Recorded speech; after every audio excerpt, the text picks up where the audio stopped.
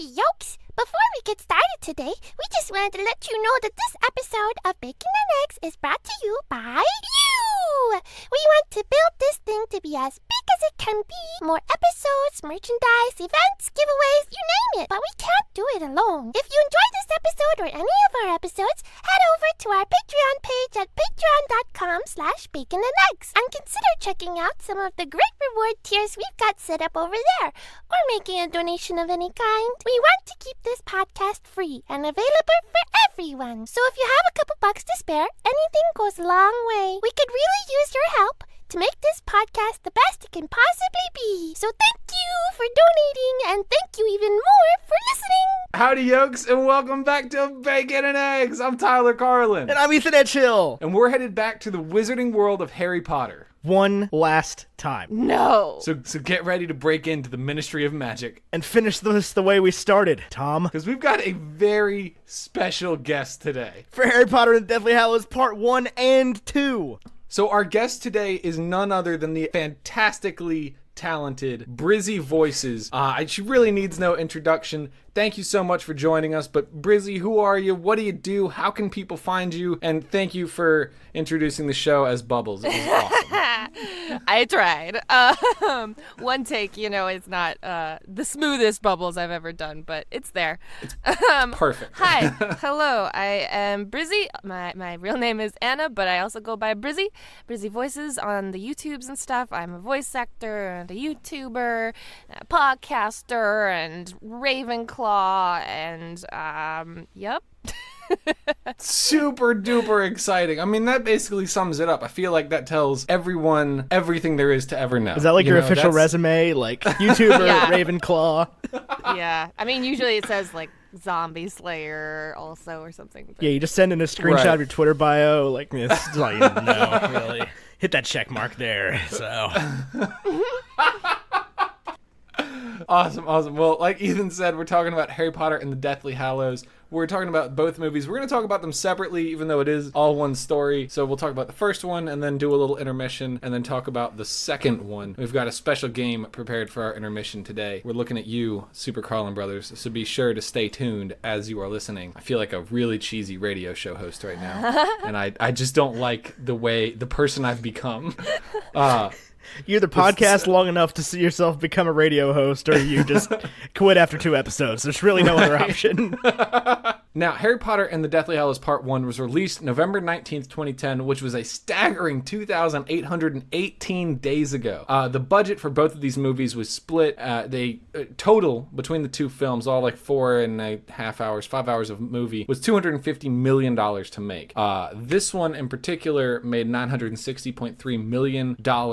US dollars, and that's on the worldwide box office. Fairly well received by critics, probably one of the lower ones in the series. 78 critic rating on Rotten Tomatoes, 85 audience rating on Rotten Tomatoes, and a very low Metascore for the critic with a very low Metacritic score with a 65. Now, Ethan, do you have a negative review about Harry Potter and the Deathly Hallows Part Uno? I do indeed. It comes from Sophie Mayer over at Sight and Sound, and she said, rather than taking the time to wonder, to immerse, or even to grieve at crucial moments of the story, the film and its characters are driven on toward this future confrontation with video game logic and an endless flow of exposition-based dialogue. Video game logic? Hey, Video game that's so mean on so many levels. That's like mean to video game writers. Yeah. That's mean to Harry Potter. Well, I think I see what she's getting at with the video game thing. It's like here's the first task, and then the second task, and then the third task, and then the fourth task, and then you get a boss fight. It's either a lot of exposition or like a lot of conflict, and you don't really get it's a how solid mix of both there. It's how most MacGuffin stories go. I mean, true. I'm not agreeing here. I'm just reporting. Who said that, Ethan? Sophie Mayer from Sight and Sound. Okay. Well, I have a positive review from Joe Williams over the St. Louis Post-Dispatch. I have a positive review from Joe Williams at the St. Louis Post-Dispatch, which is just hard to say.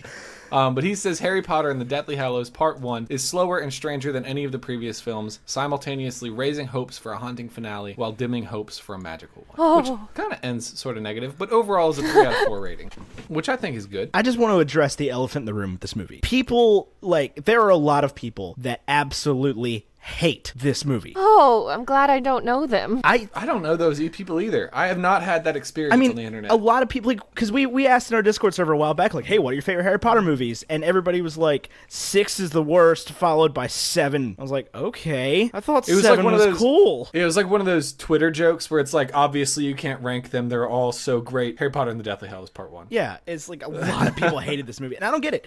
So I'm taking it, Anna, that you're not one of those people that hates this movie? No. I mean, I understand, I guess, why it would be so low on the totem pole, just because when it is a part 1, it's difficult to live up to everything else that's either a standalone movie or a big finale. I will say this. Harry Potter and the Deathly Hallows Part 1 is a terrible name for a 7th installment if you don't know what Harry Potter and the Deathly Hallows is.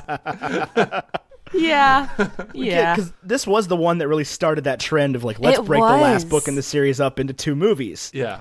And then everyone decided to do it when they had no reason to. Right, yeah. I thought this worked a lot better than Mockingjay. I agree. Or what is it, Breaking Dawn? Yeah. I never saw any of I can those, so I have no idea. I can see why people would be shocked by this movie, because a lot of these reviews are going to be written before Deathly Hallows Part 2 came out, and you could see the full vision. I could see we could be shocked by it, because we have really developed a formula over the last 6 movies for what a Harry Potter movie should look like. So you got some exposition, some introduction, Harry goes to school. Bunch of bad stuff happens, but not too bad, and it gets progressively worse, and progressively worse, and progressively worse, and then Voldemort shows up and says, hey children, time for death. Yes. And in this movie, it was just like... It's like, all right, wait, but Hogwarts, we're going right now. We're going right now. No Hogwarts. Out in the real world. Yeah. No more This Hogwarts is to protect you. Adult magic. Yeah. It is grown-up magic. I will say, so this sort of did the same thing as Infinity War, where it was not as well received. It was a part 1 of a part 2 finale, or of a 2-part finale. But, like, to me, when I left the theater after Infinity War, I was like, undeniably, that was an awesome film. I thought Infinity War was insanely well received. It was 83 on critics, just for reference. Everybody I talked to loved it, and I loved it, and I don't talk to people who didn't love it. So, it's like, it's a very, that's how we cut it off. What did you think of Infinity War? Oh, you didn't like it. Okay, well, bye. Cool, bye. Anyway, so what we do here on Bacon and Eggs is we give these movies, and I think we've already kind of given it away, but we give these movies binary reviews. Essentially, it's either a 0, you hate it, or a 1, you love it. Whoa. And I'm going to give it a 1. I've given every Harry Potter movie a 1. There's not a single one of these movies I wouldn't recommend to a friend. Heck yeah. 1,000. Yes, 1. I'm with you there. 1 followed by many zeros, but that only make the 1 stronger. Yeah. So what did you guys like about the movie? What did you hate about it? What were your favorite parts? What were your least favorite parts? What really did it? What really didn't? Brizzy, I'll let you go first. We're going to put you right on the spot. I think it was just, I kind of mentioned it earlier, but just seeing all these characters dealing with things in another setting is cool. When it kind of starts out with the wedding and stuff, and then they're just kind of forced to be out in this world. They're kind of in the Muggle world, and now these Death Eaters are after them. But there are Muggles around, so it's like, oh, geez.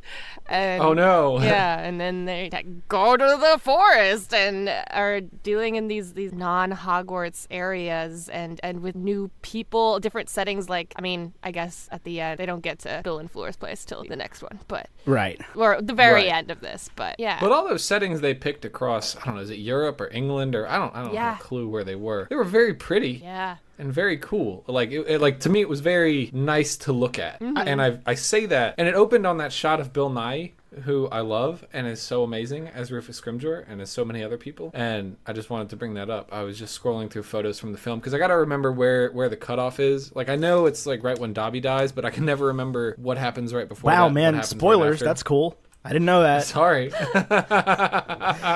No, I love Bill Nye playing Rufus Scrimgeour, because I was just amazed they got somebody that could do it, because every other actor in all of England that would be good at that part was already in Harry Potter. Yeah. Like Gary Oldman would have been a great Scrimgeour. Great, but like, we already used him. Alan Rickman, we already used him. Yeah. The whole scene with Xenophilius Lovegood was it? This movie has what I think might be the best acted scene by Harry and the gang in the whole series. And I firmly believe that. It's the scene where Harry and Ron are fighting each other. Ron's wearing the Horcrux, and he's mad that Harry doesn't like the radio. And Ron's like, you don't get it. You don't have a family. And Ron's like, that's why. And Ron says that, and Harry's like, that's why it's so important, because I don't have a family, because they were killed by Voldemort. So I just think like the implications of it, the way it was shot, the way it was acted, it came across so well. It really hit for me. Yeah. Yeah. It's a tough movie. They both are. It's just like this story particularly. It's tough as a book, man. It's like a lot of stuff going on. It's really heavy, and as a movie compacted into 2 and some change hours, it just really hits you over and over and over and over again. Yeah. What I didn't like was while Ron was gone, the kind of Harry Hermione implications. Yeah, it was a little weird. And the dancing scene, mainly. Right. The random like, why dancing did they scene have in the to do tent that? is like my least favorite scene in any Harry Potter movie. Yeah, that was definitely one of the first time I was taken out of it watching the movie. I was like, did this happen? Is this real? Like, what? No, it's wrong. It's like he says the thing about like, man, it's not like that. She's like my sister, and then now they're dancing, they're all lovey-dovey, and I get he's just trying to cheer her up because she's been wearing the Horcrux and she's clearly got this stank face on. Yeah, she's not super happy with the whole situation. No, negative. But the scene with Bathilda Bagshot Nagini is pretty sick. It's horrifying. Yeah. I was like, I read the book and I watched this in the movie for the first time. I'm like, that's a fear I didn't know I had, was being subsumed by a snake to the point where it is living inside of me and overtakes my entire presence. Like, that's something I didn't want to have nightmares about until Harry Potter put that in me. When that scene was happening, I don't know why, but I had gotten up and gone to the kitchen to get a pickle. And when I came back, that was when Nagini, like, I jumped. Oh, yeah, out of my skin. Dropped my pickle. That's gotta be one of the most dark concepts in the series, right? A snake using a corpse as a puppet. It's horrifying, but it was all in all, it was good. You know, it was. Yeah. Go ahead, Ethan. No, you're good. No, I insist. Oh, I was just gonna say it's a beautifully shot movie. I can't get over say what you want about the 5th and 6th ones.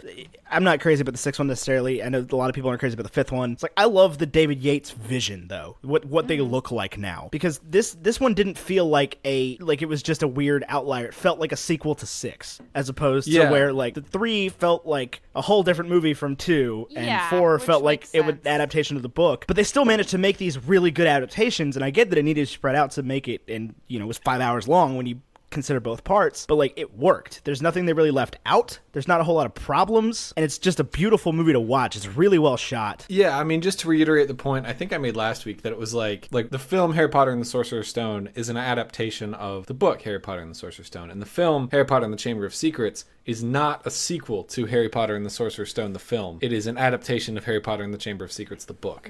And I think like those kind of happened sort of individually up until David Yates took over, obviously, because now there's one person, one vision moving forward. And from 5 on, they all seem like sequels to one another, and there's sort of this like parallel canon that's going on through the films, where things are just a little bit different. And I do like that 5 through Crimes of Grindelwald are going to all look the same and have the same sort of feel and have the same direction. And I actually like that, as opposed to like one of the things I love about Prisoner of Azkaban is that it's like a certified good movie trademark emoji. Yeah. Cinematography wise and everything. Right. It's like artful, and I get that they couldn't continue with that through the whole thing, and it's like it would have just, by the point we got to 7 and 8, it's like Alfonso would have lost his mind entirely. And just it's like, come on, art or substance? Pick one. Right. We'd be deep in like Pan's Labyrinth type stuff.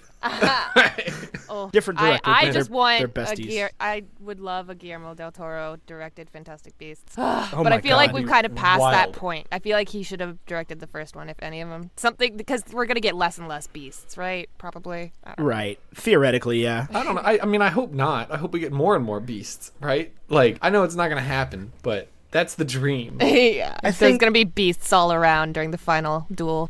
I think that Fantastic Beasts and Where to Find Them was a weird thing to call the first movie if they were going to make 5. I feel like they could have done a little bit better with the like, hey, let's set this up to be a series, but that's a whole different topic for a whole different November. Right. That's when we'll tackle that. Yeah, no, I love the Yates vision. These are really, really nice to watch. It's like the scenes kind of string together, and some of them are very unnecessarily dark. Not like dark thematically, but dark like, holy crap, there's no light whatsoever on this set.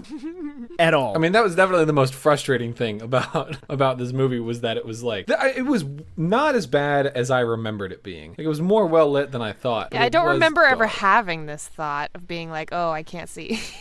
No, it's not that I can't see. It's just I don't like the way that in the latter movies that they portray things that happen at night necessarily. Is like it's still well lit, but you can tell they're trying to be like it's dark. But what it ends up looking like is some world-ending thunderstorm going on. Huh. Like in the scene where Harry leaves the burrow right before the wedding, he's trying to leave on his own, and Ron comes out and chases him, and it's just like, no, mate, you're not doing that. And it's just no, mate, get in the house. They're standing in like a cornfield that doesn't exist outside of the burrow. And it's just like you could tell that it's like light, but the sky isn't black. It's just like very dark gray. Yeah. It's just a weird cinematography choice for me. It's something that took me out of it. It's the only thing I can think to back up. There's a storm coming, man. They gotta represent it. It looks like they just took a backdrop out of Twister, like. The sky looks like the ground. Right, all of a sudden. Yeah, you watch those hurricane chaser movies, and I'm like, that's what that looks like. There's a big long scene. There's a big long thing that happens in this movie, and as an impressionist, you probably get an idea about this, where they do the whole polyjuice potion thing. Did this work for you guys? Did it not work for you guys? What was your thoughts on the whole like into the ministry as 3 random adult actors situation? I absolutely love the polyjuice scenes in the Yates era. Yeah, I don't remember disliking anything about it. I feel like they did a good job choosing adult actors that at least kind of parallel the teenage characters. It's pretty easy to remember who's who and everything. Right, and it's shot well enough, and they act enough like the characters that you can totally get. It's like Runcorn is obviously Harry, and like Reg is taller. Reg Cattermole's taller, so he's Ron. And then they all act the same way, and it's the same voices, obviously. But it's just I thought they did a really good job of those scenes. And in the next movie, I thought the Bellatrix Lestrange scene was also really good. Yes. I love the polyjuice scenes. Yes. Well, and something to remember is that, Helena Bonham Carter is a gift to this earth. Yeah. Like, we don't deserve her, right? Like, every time she's on screen, the film is made instantly better. She's so good as Bellatrix Lestrange. Right. Yeah. And it's like she's Helena Bonham Carter pretending to be Emma Watson, pretending to be Hermione Granger, pretending to be Bellatrix Lestrange, with Warwick Davis sitting on her shoulder. And sorry, go ahead. I was going to talk about just the other polyjuice scene with the 7 Harrys. I've always thought, and this is just a complaint to J.K. Rowling, it seems like you've got an infinite supply of this polyjuice potion stuff. Why not just make 14 Harrys? Why stop at 7? You've got 14 people, you need a bunch of Harrys. Oh, because 7. Oh, did you miss that for the first 6 books? It's the magical number. 14 is the least common denominator 7. I think it's just so that when they go off in pairs, if you're not looking really carefully, you just see one pair, you're like, that's him. You're not like, oh, which one is Harry? You're like, that's him, because once you see the Harry with another person, you don't think that he could be with someone, one of the other pairs, because you haven't even looked at those yet, because you saw Harry. That's true. The plan was not to be spotted as soon as they broke the enchantments. The plan was for them because they knew that they were watching the safe houses. The plan was to only see Harry and somebody else arriving at a safe house. Mm-hmm. Right. The plan was not to be spotted as a group of 7 Harrys and 7 other people. I just want to make that clear. It's like, that's not how it was supposed to go down. On the flip side of that, how dare you, J.K. Rowling? Hedwig? That was the first time I cried reading Harry Potter. How dare you? Right, it's like, you could have easily just left her at the burrow. Like... It was symbolic of him losing his childhood. You could have killed Hagrid. I would have been more okay with that. Oh my god. What is statement? Kill an owl that can find anything, or kill a literal giant on a motorcycle. It just seems like one of them's an easier target. They killed Mad-Eye Moody, too. Yeah. Yeah, that's probably one of the most, brushed under the rug deaths. Oh, Mad-Eye's dead. Oh, no. I don't know. Tonks and Lupin's death was like, that's their bodies. There's their corpses. Yeah, I don't know. Maybe just because it affected me more, but it felt more... Obviously, in the movies, it was like, who cares? But but in the book, it was like, oh, no. How dare you? Well, they no, have 'cause a baby. Mad Eye dies because Harry's learned everything he needs to know about like technical magic, and then Remus dies because Harry's learned everything he needs to know about being a person. Okay, but the thing about Mad Eye dying is that he learned most of that technical magic Yeah. from Barty Crouch Jr. Yeah, we like So? never met Mad Eye, basically. Yeah, Mad Eye's like a character. And I get twice. that is swept under the rug in book 5, but it's you're supposed to just realize that Barty Crouch Jr. acted exactly as Alistair Moody would have acted. That is how it is exactly portrayed. as he would have. It's like I'm pretty sure Alistair Moody was like, "Yeah, good job, buddy. You did great." Well done, Barty Crouch Jr. That was Like- surprisingly effective. Well, and I mean, Dumbledore's trust in that Moody says to me that that's exactly what Moody would have done. It's like nothing is out of place there. Yeah, I don't know. I feel like Dumbledore wouldn't have been like, yeah, you can show Neville Longbottom what torture looks like. I mean, I just think he didn't know. I definitely think he knows. Albus Dumbledore knows everything that goes on in that castle. Sidebar, in our book club, people keep talking about Ron's sneakoscope as being like a stupid gift in book 3 when Harry gets his first birthday gifts. I just want to address this real quick. It is like just put in there for foreshadowing, okay? It goes off every time Ron's in the room with Scabbers. Yeah. Like, does nobody get this? Yeah. Correct. They don't get it. Wait, was this not explained in the book? I feel like this is so obvious that it was spelled out in the book. Was it never actually explained? It was not illicitly said. I mean, I Oh. don't think it might have thought been like everyone maybe knew one this. sentence, but like, yeah, I mean, you read the end of the book and you catch it, but Right. It was just, when you reread the book, it's like, oh, yeah, that's obvious. Yeah. Okay. Uh, But I just wanted to call that out real quick. so the thing is, like, I remember not liking this movie as much as I did when I just watched it on Thursday or whatever. Because I remember seeing it and I was like, yeah, it was all right. And I remember seeing it again for the second time being like, yeah, that was all right. And then I've watched it all in order and now I'm like, that was freaking cool. It's exactly like the book. This is awesome. This is everything I've wanted for 7 books. It's everything I've wanted. It's just give me every single piece of it. I did love it. I also, like, I would literally watch anything. I would watch Bill Nye reading the freaking dictionary to me. Like, Love Actually's so good. Yeah. About Time is so good. He's just so amazing. And, like, it's criminal that he dies so quickly. But it also is, like, He's in it for one of your one favorite scene. actors. He's in it for 2 scenes. 2 scenes, whatever. Yeah. And it's like, one of your favorite actors just died. And that's how you know. It's like, to me, that was a heartbreaking death. Of course, Rufus Scrimgeour, not somebody that matters. But how dare you, Yeah. David Yates. How dare you? Because J.K. Rowling wrote it like that. Right. How dare you, J.K. Rowling. That's generally how I feel they just about left things. him out of book 6 entirely. I will say, I do have a major complaint, book and film. I tweeted about it today, or maybe yesterday. I don't get the put-outer Yeah, being... I had a feeling It's a this would come up. deluminator. Deluminator. It only says it 27 times in the book. I don't care what it is. It's stupid. How is it stupid? Dumbledore just doesn't like the normal ways people do lights. Right? Like, what's wrong with Lumos? And there's got to be a spell that puts lights out. Right? Like, Yeah, I would imagine. But maybe there wasn't, and that's why he had to do that. Because sneaky, That's why he sneaky invented Dumbledore needs to turn off lights. Well, it's just he knew Ron was going to need that to get him back. He knew Ron was going to leave. Why does I it get double that. as like tracking device? yeah. It's such an unsatisfying plot device. Ron's like, I found you because the Deluminator said so. This thing It's that like, turns oh, off okay. lights was like, they're waiting Went for into my you. heart. Yeah, I don't know. I mean, I thought it was cool. I've never really had a problem with it. It's like, yes, it's an obvious plot device, like a get Ron back to Harry device, but whatever. It's cool. It I have is no problem cool. with it. I don't really have a problem with it, but I do recognize that it's completely kind of just unexplained. Doesn't It just Yeah. it felt like it brought it full. It felt like it brought things full circle. yeah. the Because first scene. right? So yeah, that's the first scene. Is Dumbledore clicking the thing and putting the lights out on Privet Drive, and then it brings itself back in the 7th book. It's pronounced Privet Drive. What? Get out. No, it's not. Although I do remember growing up always thinking it was Private Drive. Private Drive. We thought it was. How did you say Hermione's name? I said Hermione. Hermione. We said Hermione. Hermione? It's not even spelled that way. I said Hermione. I don't. I Sorry, guess. blame my father. I guess my mom had heard of that name or whatever. I don't know, but Yeah, she was like, "That's Shakespeare. how it's pronounced," and I was like, "Okay, Good cool." for her. I cried when I found out I was wrong. Yeah, we were convinced it was I Hermione. think Mom originally called him Cyrus Black. Oh, that's so funny. My friend has a dog that they got, and when she was young, she wanted to name it Sirius, but when she wrote the tag, she misspelled it. So now his name is Cyrus, because they spelled it Cyrus. There Wait, you like go. That's all it takes. SIRUS? Something like that, I think. Yeah. Oh, that's unfortunate. That is unfortunate. Poor doggo. Trying to look at other stills from this movie. I'm not crazy about the dress Emma Watson wore to the reveal or to the premiere, whatever it's called. I don't get invited to these things. I thought you meant to the wedding.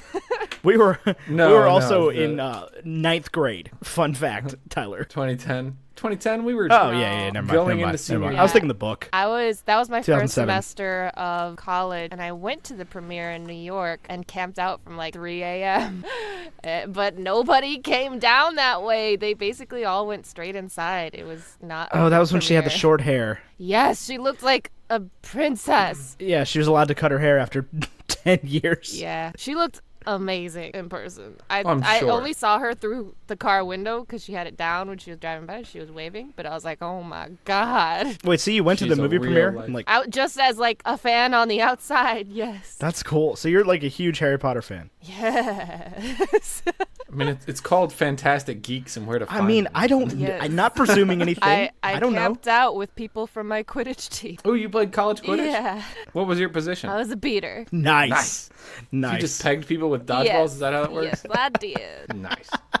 Where did you go to college? NYU. Oh my gosh, you're so fancy. Oh, okay. So you were already in New York. Yes, I was in New York, so yeah. It wasn't like you went from Hollywood No, to. no. That would be silly considering there's like an LA premiere. Yeah, I mean, I don't know. I guess yeah, that's where premieres usually happen. Yeah. I don't know. We've Maybe never been I don't invited know. to a I don't know. premiere. Yeah.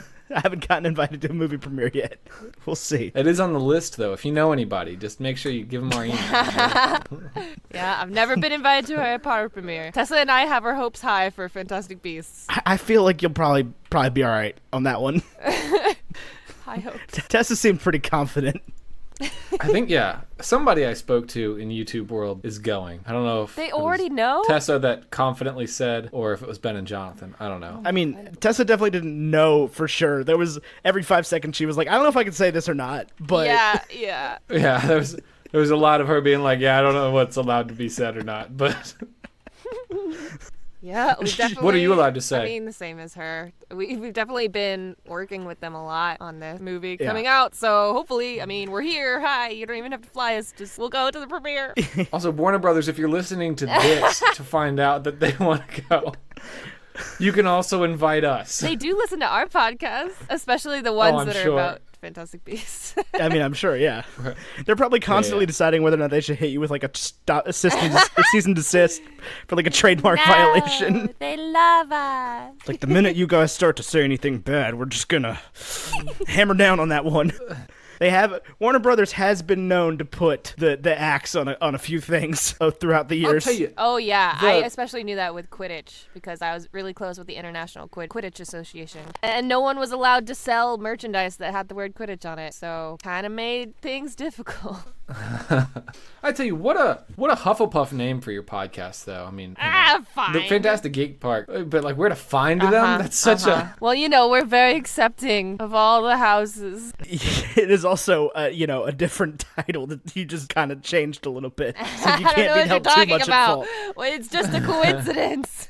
You can't be held too much at fault. Wait, are Hufflepuffs finders? Is that a thing? Am I missing Yes, that? Hufflepuffs are particularly good finders. Oh, yeah. Cedric Diggory finds many things rather interesting. Puffs on the rise. Hashtag Puffs are on the rise. Shouldn't Hufflepuff be the best at Quidditch then? If their seekers are just really good finders. They're great Well, Cedric finders, Diggory. but not necessarily catchers.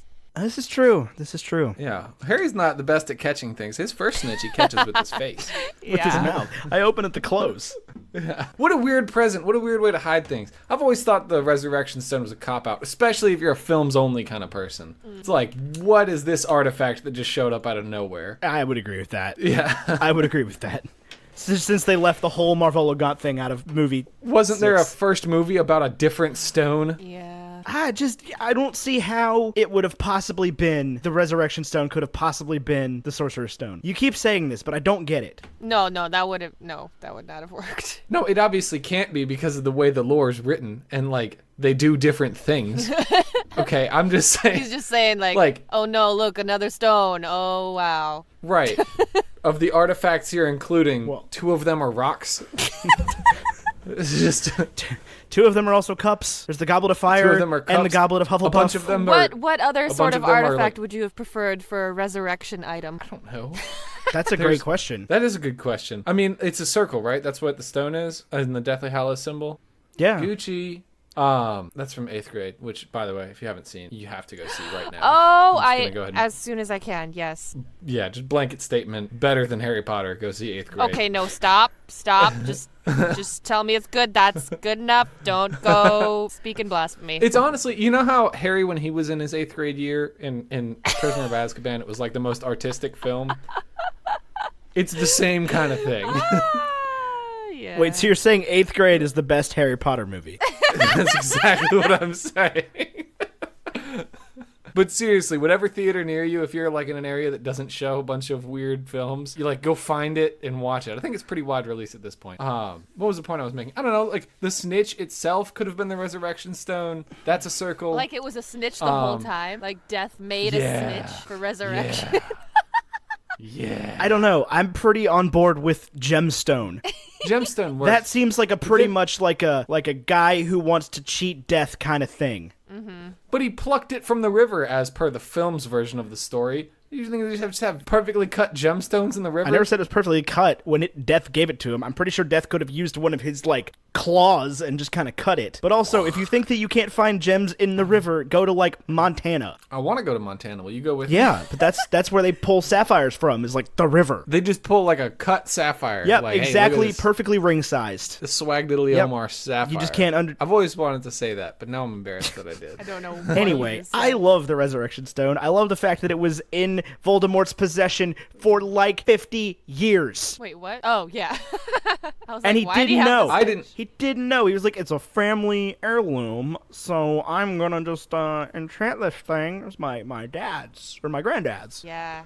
I don't know. I feel like the Deathly Hallows, you can't just turn into a Horcrux. I mean, Obviously you clearly- can. You can turn anything into an So Horcrux. is it like the band of the ring was the Horcrux and the stone was just kind of on it? No, the I guess. Dumbledore in the books it says Dumbledore cracks the stone. What? Then how does But he it still use it? works. What? I mean, it's still stone. It still has that power. He put it together with the Deluminator. Hey Siri, throw something at Tyler. That's how he got it back together. The prophecy makes sense. So he The prophecy does not make any freaking sense. Still mad. Here's my mentality. The only thing I can imagine is that Severus. Ooh, Anna, are you a? Can I call you Anna, or do I have to call you Brizzy? Nah, they're What's both the good. Whatever preferred- comes out of your mouth in the moment is fine. Okay, cool. I like that mentality. That makes life easier. Are you a Snapist? I've never heard that term, but no. Right? Stalking's not okay. Stalking's not okay. Bullying Lifetime kids is obsession's not not okay. Not letting a girl move on when you're like, you need to get over it if a girl's not into you. And when you read it in the book, he's the one that scares Petunia, so he's the reason Petunia doesn't like magic. Yeah. If you're a movies only kind of person, I can understand why you'd like Snape. Yeah, because you love Alan Rickman and because you, You don't yeah. see how truly evil he is to these Right. children. It leaves out a lot of like the really bad Snape stuff Yeah. and just gives him a couple like comic relief type moments like where Yeah. in movie 6 where he just smacks the crap out of Ron and Harry with Which the books. is like something one of my tough teachers in high school would have done. But like tough teachers that you love because they're kind of mean, but they're funny. Yeah, but the thing is, when Harry started actually learning how to do potions, he loved it. So even though he was technically learning it from Snape through the book, he was like learning from a teacher who cared and was like, you know, I guess he didn't need any pointers, but he was getting rewarded for doing well at it and he was naturally good at it. And Snape just made him hate an entire subject that made him like almost not be able to seek his dream job. Well, yeah, I mean, he tried to kill Neville's toad, year 3. And he was just mean to Neville. That's the other thing. Is like he's not just mean to Yeah. Harry because he's James's son. He's also just mean to Neville, even though he was in the order with Neville's parents. He's He's just mean to a jerk. He's mean to Neville because he knows the other end of the prophecy. Prophecy doesn't matter. Yes, Ethan. it Book does. 5 is I don't The think prophecy I don't matters. know how much Snape was aware of the Neville side of things. I'm sure Dumbledore Yeah. told him the whole thing. in the film. I don't remember what happened in the book because I tore through that book. But in the film, when Harry's going through the pensive story, which is in the next movie, and we're just skipping ahead. Sorry. It's hard. I keep forgetting what parts of which movies are 1 and 2. It's like I never put them this close together until I watched them like 1 and 2 like back-to-back days. Yeah. It's almost like they were filmed back. They were, but it's you know. until this time I could have separated the events, and it's like I still can. I mix up some of the stuff toward the end of 1 and the beginning of 2, but it's like I know the final battle happens in 2. Yeah, you're right.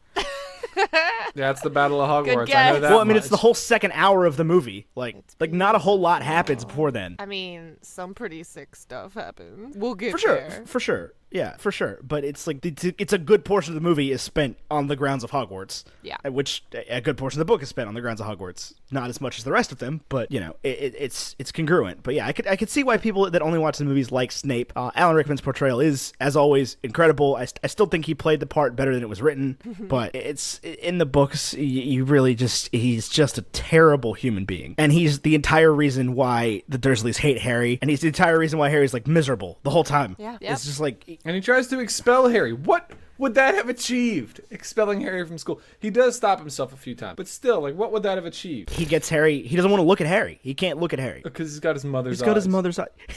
Every time somebody starts to say that you've got your mother's, and he goes, yeah, my mother's eyes. I know. I love it. It's my favorite thing. So the way Daniel Radcliffe delivers those like snarky lines. You know what's frustrating? And I get that this point has been beaten into the ground. Uh-huh. It's like, not only, look, so Daniel Radcliffe can't wear contacts. Yeah, sure. Fine. Sure. He can't have Fine. the green eyes. Fine. That's cool. You can't give the person playing Lily Evans blue eyes. Right? You can't find a single ginger, blue-eyed actress to play a non-speaking Or just give them role? contacts? Right.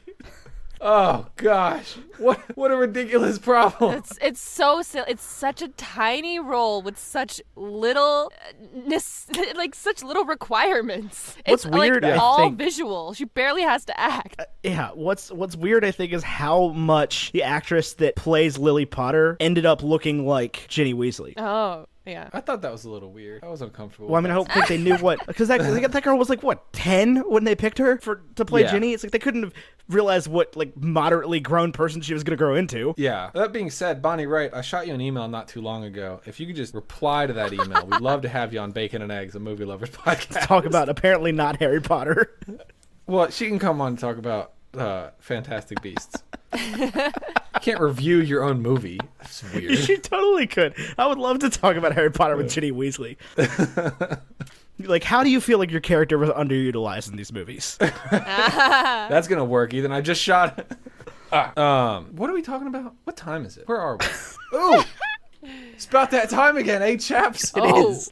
All right. So let's. Anybody got any last thoughts on part 1? I liked it. You know, I like all the different set pieces. I think it flows well. It's not, like an art film or anything, and that's totally fine. We had our Harry Potter art film, and it was good, but now we need Harry Potter pretty faithful films. Harry Potter and the I plot. Thought, right, Harry Potter and the, okay, there's a lot of book we got to take care of here. We got to actually make it happen. And this one took, some serious attention to detail. It had Harry go into the cupboard under the stairs, and it had the 7 Harrys, and it had all that stuff. And I thought that was really effective and for well sure. done. But on some level, it had to be Harry Potter and the holy crap, we have 5 Horcruxes left. Oh God, gotta start There's blowing a these lot things of up. these things.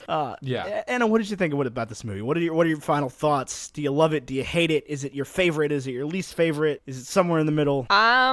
It's somewhere close to favorite, but not favorite. I mean, I Do you have a love favorite Harry it. Potter I mean, film? we'll get to my favorite in a second. Ooh. That's exciting. But no, I love it. I love, like I said, being able to see these characters in all these different situations. The stakes, I feel like, are very amped up because they're not just going through classes at Hogwarts anymore. They're on the run, and that's exciting. And they go to all these different locations, and they have all this mission. And I mean, they have. Can I build off that? Is that Yeah. okay? They have. Now there's these 3 actors with Harry, Ron, and Hermione who, the first movie, most of them had 1 acting credit. Now they've all got at least 6 major motion pictures they've starred in, right? And they've just gotten so much better at acting. When you watch, I keep coming back to Azkaban because it's so memorable. But when you watch that one, it's like Rupert and Emma are just terrible actors. They're just like, the goal of that film was get them not on screen as often as possible. I can like see to you- think that that's just how the characters were at that time in their lives. But Sure, feel free we'll to go with interpret that. it as you wish. I don't know. There was some delivery issues on my end for that one, but that's one man's opinion. But I feel like they're all like better at acting. I get the emotions and everything. I pretty much cried through the entire movie because I just read the entire series again. I just watched the entire series again, and feeling the culmination of all that and it all coming to an end it was emotional. Oh, I feel that. Yeah, it was definitely emotional. Definitely took a lot out of me. Is there any what other franchises, whether TV series or movies before this point, had an ensemble cast that like grew up together in this way along with the characters? Not a whole lot. I feel like it was probably just a bunch of TV shows, right? Full Like House. that's exactly what I was gonna say. Is Full House. Yeah. Full House is the only thing that comes to mind with Michelle growing up and all. That was the most visible part because she goes from like a baby to a speaking character. That's true. And of course, since Modern Family, very much in that as well. Yeah. Yeah, any TV show that has like a kid, That's been on for a long time. right, that has 8 or 9 seasons, you're gonna see some change in that child over the time. Well, and even in like Stranger Things, they're like, you can tell they're growing up together, and that's becoming like a thing. This is the only, or at least the first movie franchise that I can think of that I've seen this happen, and it's very cool to see these 3 best friends meet as literal 10 to 12-year-olds and grow up with these characters together and become so close for real. Oh yeah, absolutely. It's very cool. Did either of you see the 2014 film Boyhood? No, I have not. I've avoided it like the plague. Why? Because I've just heard it's horrendously sad. Oh, I didn't think it was sad at all. It's very well received. It's critically acclaimed. Everybody that sees it apparently likes it. I've seen it. Richard Linklater, how do you say his name? That's Linklater? it. Yeah. Linklater? You should probably explain why you're talking about this. Anyway, it's the only film I can think of that follows sort of the same concept. It was filmed over 12 years about a kid that goes from ages like 6 to 18, and it just follows his life throughout the whole story. And I actually wanted to bring it up because I think that for me, Harry Potter does a better job of showing the life of a child than this film does, even though this kid's got a tragic story in a different way, from parents divorcing and things like that. But it's just, I don't know, I thought it was a good film, but I think that the way Harry Potter does it over 8 films, it gives you 16 hours roughly of content. It's just, I think it does a better job of showing what it looks like to grow up. Interesting. And I just wanted to bring that up. But Boyhood is very interesting. If you have 2.5 hours to kill, you should watch it. More than 2.5 hours. Yeah, and they found the kid. long. They found the kid that grew up to look exactly like Ethan Hawke somehow. Is that who it grows up to look like? Eller Coltrane? Yeah, the Ethan Hawke, the guy from the movie, like the actual guy. I don't know what Ethan Hawke looks like. He's the guy in the movie, like the dad. Oh, yes. Yeah. Yes. He's Sorry. the dad in the movie. Yeah, it was wild. This is a good film. You should definitely watch it. Anyway. But to get to, we need to, who's the villain in this movie? Dumbledore? No, not Dumbledore. Voldemort? Yeah, And Bellatrix. Bellatrix is a big villain. it's definitely not Dumbledore. Bellatrix, and it's also, what's her butt? Dolores. Oh yeah, But she's only in it. yeah. briefly. That one ministry. Standing right there with pious thickness and the magic is might fountain. Like, all right. Yeah, she doesn't. I mean, she doesn't really do anything though. Just kind of there. Well, she's got the Yeah, locket. she and has she takes it. Moody's eye. She has the Yeah. things, but she doesn't really actively do anything in this. Then, other than obviously being like, "Oh, we're gonna sentence your wife to whatever because she's Muggle-born." Yeah. How did you get this wand? You must have stolen it from a witch. Yeah, it's like, See, it says a lot about Dolores that she just, I mean, like, I think- she teams up with Voldemort without even knowing she's teaming up with Voldemort, like, I think so yeah, willingly. she's the violence inherent in the system. She's repressing. What did I say? It's man versus state is the conflict. Yeah. Yeah, Dolores sucks. She's the worst. The worst. My beer is gone. The worst. As far as villains go, I don't know. I give old Voldy and Bella and the whole Death Eater clan, I don't know, like a 7.5 out of 10 Okay. on the villain. I mean, Thanos killed half of the universe, including the puppies. Oh my god! What? That's not Yeah, it's like... not just people. How did they not show us that? I don't know. Because I I'm pretty don't sure wanna watch it's just a puppy people. die after I watched Tom Holland die. Pretty sure it's no, just people. It's everything. I would have actually. I surprisingly did not cry at Infinity War, but I would have if they had showed puppies. I probably would have cried if I wasn't so freaking tired when I saw it. I was on the road with my band for like 11 days at that point, and was just exhausted. So I didn't cry though. It was sad for sure. The not feeling so good, Mr. Stark, but that was about it. I mean, I sobbed. You can't just take Tom Holland away like I mean, that. you can and you did.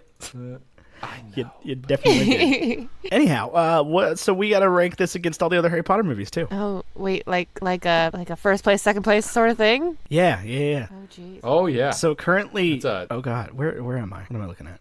I don't know, Ethan. You're in Norfolk, or you're in Newport News, Yorktown. I don't know. Where I am you are. indeed. Okay, so we've got Harry Potter: The Prisoner of Azkaban currently as being the best Harry Potter movie, with Fantastic I think it stands. Beasts in second place, Including Goblet of Fire, and then Half-Blood, and then Order, and then they're Wait, it sounds like we all ranked over the place. Sorcerer's Stone pretty low. No, sorry, Sorcerer's Stone was above Half-Blood and Order, and then Chamber of Secrets is the last so far. So we got to put this one in that grouping. I would I think I'm gonna let Brizzy. I would say it. put it after Fantastic Beasts. That's what I was gonna say. Problem is now we have to put it on. Yeah, I can definitely agree with that. The problem is we have to put it on our big board, which is there's a lot of real estate in there.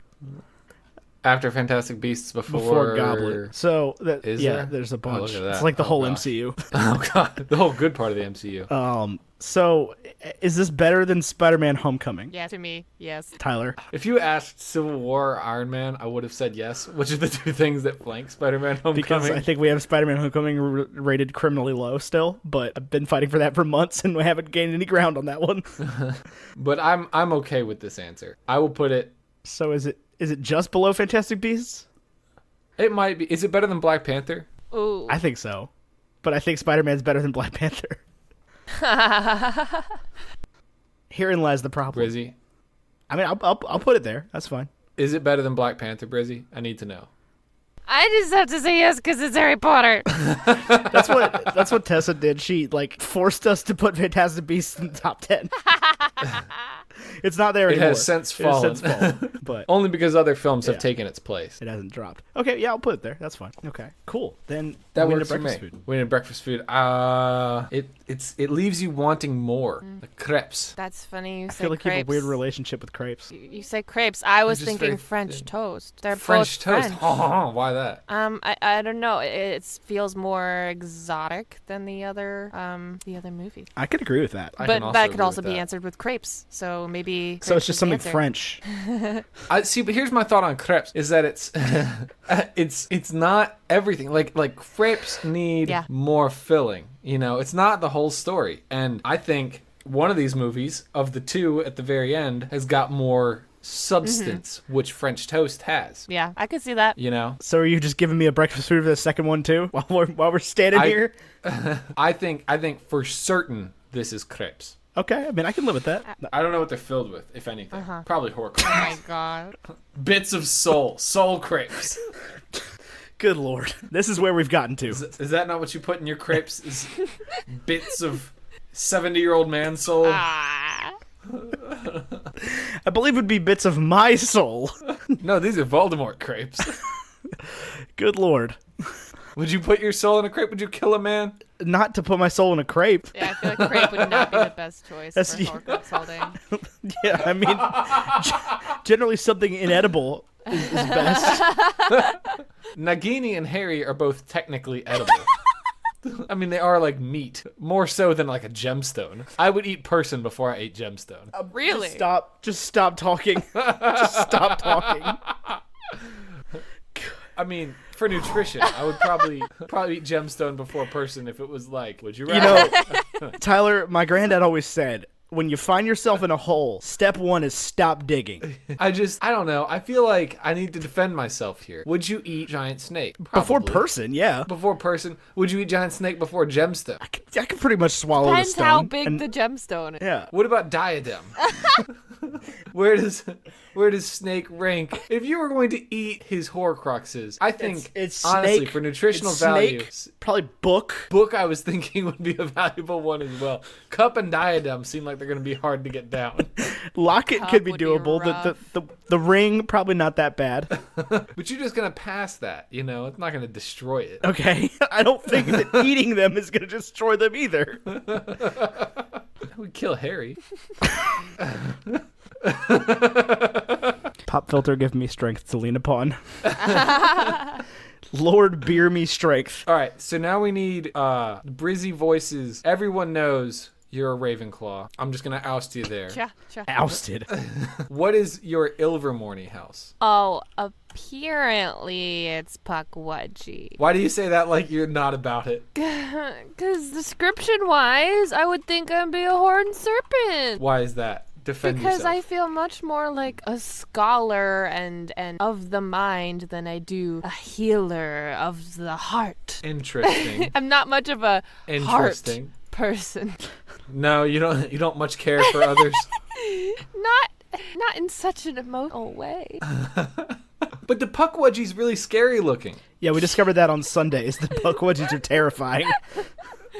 Yeah, but they're named for a Pukwudgie who saved their life. Are they? I don't know that much about Is Ilvermorny. that, name is that how is it works? William. I don't know the lore. William? William the Pukwudgie. He was good cranky, but he saved their life. Fair enough. Okay. No, I've taken the test like 5 times, and I think I got Pukwudgie 3 times and Wampus twice. So. Well, Womclaw, they value wit, learning, wisdom, and choose to act from the body, according to this. Choose to act Obviously. from the body. Wompclaw. That's what I'm Womclaw. That's what I'm reading. That's what here. you are, Listen, Tyler. I didn't write Tyler's this. a Wompclaw. I am a Wompclaw. I'm glad you went with Wompclaw instead of Cloppus. It's much better than Ravenpiss. I'm a Thunderclaw myself. I'm a Thunderbird, allegedly. Uh-huh. I do quite like Thunderbirds. They're cool. It's got these feathers here. I dig it. The color red. Red's a good color. They're all red. They're all red? Oh, well, Yeah. heck. I don't know. They're all different colors at Hogwarts. What is your wand? I don't put much stock in my wand type because I feel like it's changed anytime I've ever taken a test. I've never been like, oh, this makes so much sense. This is so But me. I think my main Pottermore account says chestnut wood, unicorn hair core, 14.25-inch hard all flexibility. right, Sirius Black. Yeah, everybody has a longer It's a wand long than me. freaking wand. Yeah. I like Everybody in the long whole world has a wands. longer wand than me. Are you? This is a weird question. Are you tall? I'm 5'8". I'm So not tall. really. I'm tall you're not, for like, a short. female. Yeah, we're the same height, and I'm a dude. Ugh. I don't know. I don't know what I was expecting from that. I don't know what answer I was Some sort looking of for. correlation with wand length. Yeah, no. Apparently it's not not. there. Well, I guess. I mean, It's that is for one of the me. questions they ask, isn't it? Like, are you taller than average or shorter than... I think it is. Is it? I don't know. It's been a while since I feel like they ask more physical questions than the other quizzes. What about your? Do you put any stock in your Patronus? A little bit, but not so much in the Pottermore quiz because they can't have every animal and mythical creature as an option. They only have 100 something. So on the quiz, Only. I mean, of the thousands and thousands of species. So on the quiz, I got a Borzoi, which is a breed of dog. Hey, mine's also a dog. There's so many dogs on there. I'm a West Highland Terrier. Oh, cute. Little But Westie. I think mine would maybe be a red panda, but that's not an option on the quiz. So. Or a bat. I don't know. Red panda. There's Fun fact. I think I would list the red panda as my least favorite animal Oh in my all of existence. god! How could anyone say that? I don't even Okay, have because a least favorite listen, animal. listen. Let me tell you. Let me explain this. I don't like mosquitoes. Let me tell you about They're something. an animal. Let me tell you about some injustice here.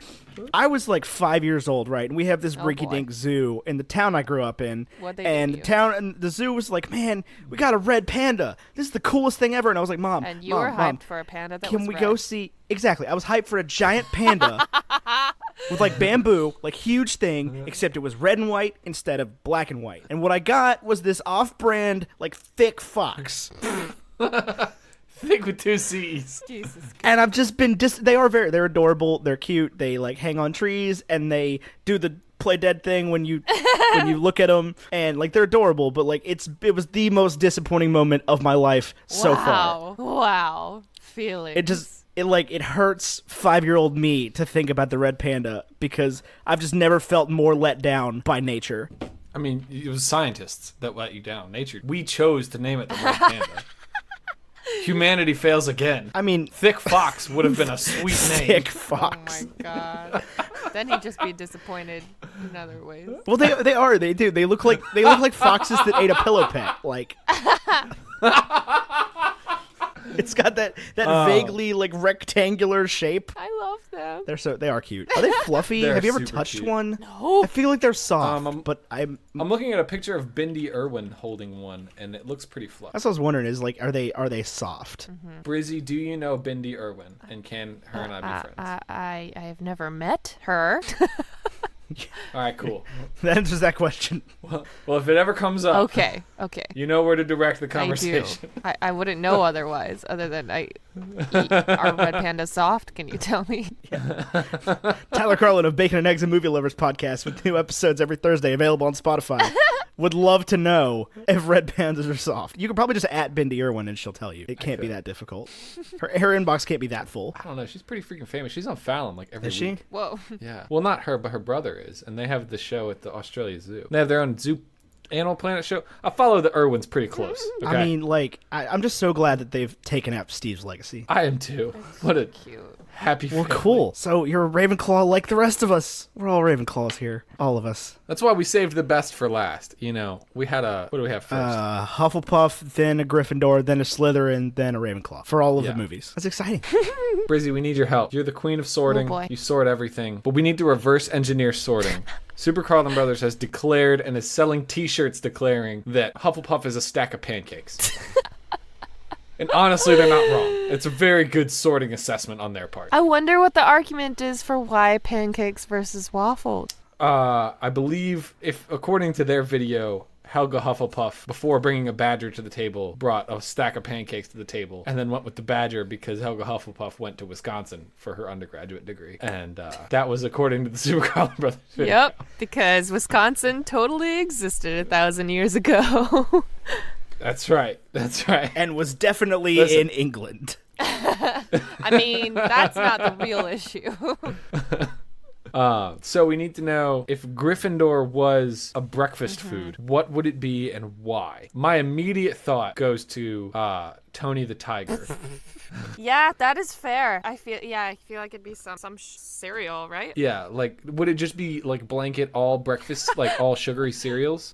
Maybe. But Frosted Flakes is a great option. But as far as the cereal itself, I don't know if that's super Gryffindor, but their branding is. I know that. Their brand. Yeah, that's right. The branding knocks Got it the out big of the cat park. Tony thing. the Tiger, is a Gryffindor, but is he the Gryffindor mascot? That's what I want to know. All right. I don't know. I was kind of thinking like a breakfast burrito or something. Bubba breakfast burritos. Bubba breakfast burritos at Hogwarts, and we're gonna enjoy them. With like hot sauce. I mean, that works. Yeah. I feel like, Ethan, you look I like feel you're about like, to say yeah, something. to be a Gryffindor. Eggs, some sort of like scrambled eggs with hot sauce. So I feel like you're sticking It's to the gotta Yeah. be, I'm with her, though. It's got to be spicy. Frosted Flakes with hot. Nasty. No, what I was going to say is, like, it's got to be something you can eat quick, kind of scarf down, and get to your adventure. Yeah, burritos. It's not a breakfast Take for them on the go. ponderers. Yeah, breakfast burritos. It's like the Go-Gurt of tortillas. What? Like Go-Gurt, if the Go-Gurt package was a tortilla and the yogurt was meat and cheese An egg.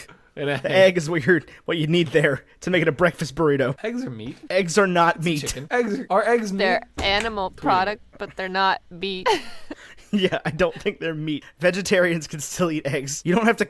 They you don't can? have to murder the chicken to make the egg. Yeah, they're unfertilized eggs. That's true. They are. I get that. I did tweet it out. Though. We'll see what happens. Are eggs meat? Are feet shoes? Is skin shoes? Stop. After your comment about Harry Potter being an edible Horcrux, you're not allowed to say the word skin anymore. You know, Ginny Weasley's got nice skin. As far as skin goes. She got nice skin. What? Yeah, Hermione's got nice skin. What? Okay, so I'm gonna stamp it. Gryffindor is the breakfast. Slam this I don't know if you could- That used to be way worse before these shock mounts. That would have been a very loud situation for you, listener. Moving on, is Slytherin? Is it just breakfast snake? Oh my You know? god. No. Now we're back to eating Horcruxes. Slytherins wouldn't eat their own. That's Didn't we true. decide that the breakfast food for Chamber of Secrets was the breakfast sushi? It's got like way too much eel in it. I think we did. But I don't think Slytherin. I mean, I like where you're at with the breakfast sushi thing. But if we're being honest, sushi's not a breakfast. No, it's not. food. No, I gotta, don't want like, to just definitively. Yeah, I don't want to force other foods into this category. I honestly think I feel like it's gonna be. Oh, poached egg. Poached eggs works. I also Or like eggs the idea Benedict. of bacon. It's something that's undeniably breakfast, like the pure-blooded breakfast. Scrambled eggs and bacon. Scrambled eggs and bacon. I mean, I know a thing But or two like about bacon. scrambled and without cheese. eggs. Scrambled without cheese. Scrambled hard. Yeah, scrambled hard without cheese. Because like it still kind of sucks to be a Slytherin. Like you live in the dungeons. It Like does suck. it's not light and fluffy and fun. I don't know. I see them going more fancy, like eggs Benedict or something. Eggs Benedict. I do like eggs Benedict is a very good answer here. That is a good answer. It's got the added, That sounds. never. And it's very refined. Wait, it sounded like there was about to be a good joke No, in there, no, and you no, cut it off. I What don't was know the where I joke? was going with that. It's also like you can order bacon on your cheeseburger, right? So that doesn't make bacon like a pure-blooded breakfast food. That's a mud breakfast. Yeah, whoa. But Watch eggs your Benedict. terminology. Yeah, you just said the M word. Ethan will bleep that out. Don't you I will. worry. I will indeed. But you cannot order, like if you go to a fancy restaurant, eggs Benedict is not on the menu at dinner. Right. Most fancy restaurants That's- aren't going to have any kind of eggs on the menu for dinner. That's kind of true. I'm Like- with you there. All I'm saying is I'm team eggs Benedict. I'm for about it, Slytherin. yeah. Cool. You sounded like you were trying to talk yourself out of it. Now, what is the smartest breakfast? Oh. Shredded mini wheats. Frosted mini wheats. You think Ravenclaw is Yeah, frosted that's the mini wheats? cereal that's like, man, kids who wake up in the morning and do well in school eat frosted mini wheats. That's like Yeah, their but that's whole not real. campaign. It's just sugar. It's just a sugary breakfast. It's a guise, Ethan. It's a facade. I would say like a fancy oatmeal with like like nice fruit and like pumpkin seeds or something mixed in. So not like You not know what like makes you dinosaur smarter is- oatmeal. Yes. Dinosaur Dinosaur egg oatmeal. oatmeal is the Ravenclaw breakfast. But you know what? You know what? This is a true story. I've read a lot of comments about this. Blueberries are blue, just like Ravenclaw, Yes. and make you smarter. Yes. So you can put fruit in. So it's your blueberry This oatmeal? is Is that what I you're saying? had blueberry in my oatmeal like last week. Because you're a Oh, Or is Ravenclaw. it I'm like- Ravenclaw. Is it something kind of like with the times, like a blueberry acai bowl? I mean, yeah, that would. Blueberry acai I'd be parfait. totally into that too. Something that's like I like that answer, it's like Ethan. health conscious. Yeah. Like, oh man, we can't do these I do grains feel anymore. like- Or it's like instead of oatmeal, it's like quinoa. Gluten-free, vegan. I like the acai bowl. I think you were onto something there. It's like a little I might have to elitist, stamp that. Right. but Right. not It's like too hardcore. it's sort of it says this is a blueberry acai bowl. I'm condescending. That means talking down to you. Yeah.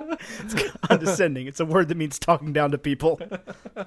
I think the blueberry acai bowl. Stamping it. Beautiful.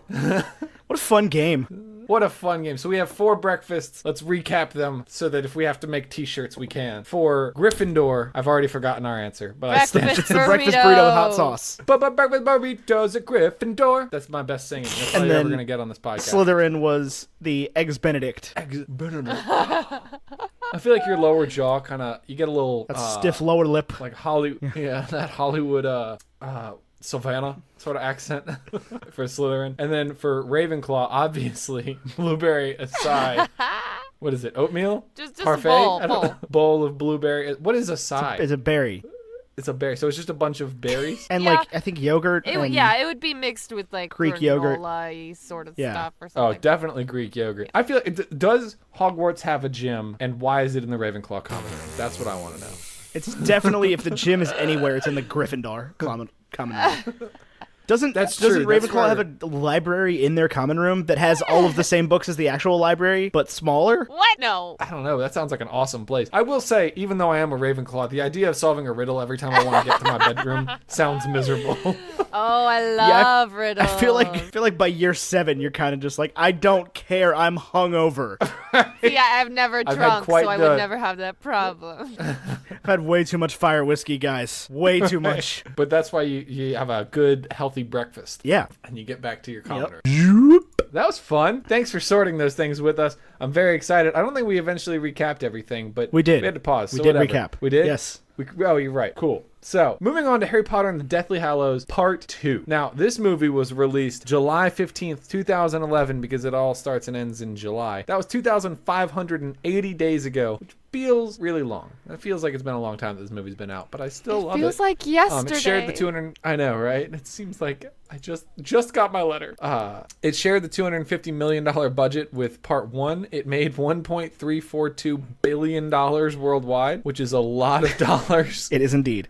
That's so many dollars. It's very well received. 96% critic rating, 89% audience rating on Rotten Tomatoes, and an 87 on Metacritic. Ethan, do you have a negative I do. review? Like I said, they were hard to find, but Cameron Willis of The Popcorn Junkie says, sadly, though, the finale isn't the spectacle the series really deserves, and I feel fans will gloss over the film's dull points and poor direction in favor of facing the reality that Deathly Hallows Part 2 is an average affair. What just happened? How dare they? I didn't listen at all. My what?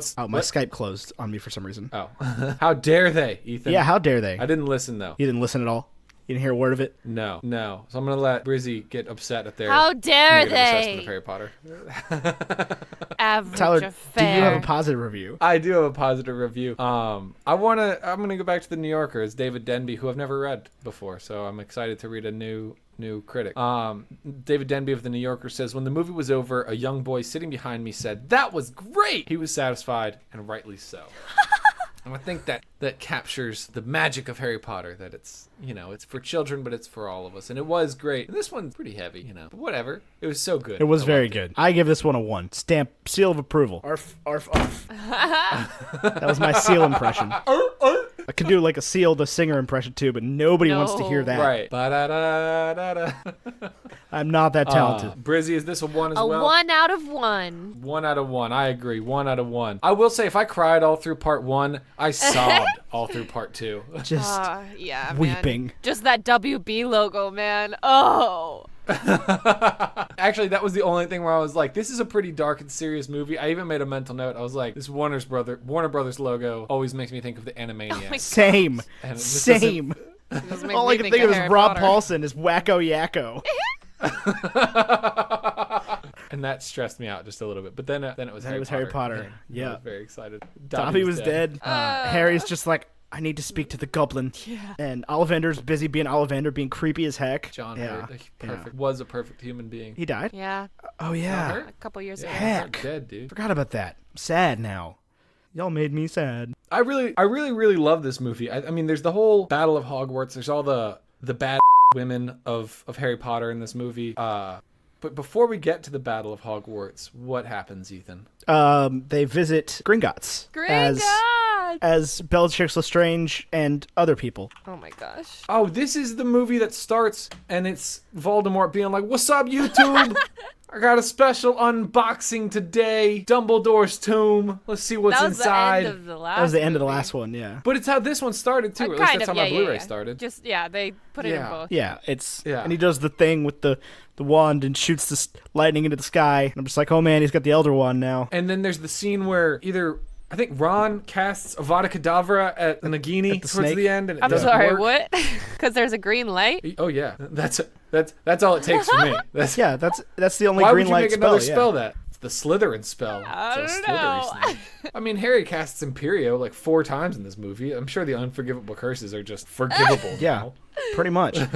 So I really like this movie. This is a really good one. It's a lot. It's a lot of battle sequence, but that whole final battle, I think, is like Daniel Radcliffe's best acting in the whole series to me. Like he just portrays that character of the boy being about to go die in the woods so well. The boy about to go What die. do you think? You did a great job at that, Dan. The boy who lived has come to die. He makes a very good Swiss Army Man. Oh my god. In this film.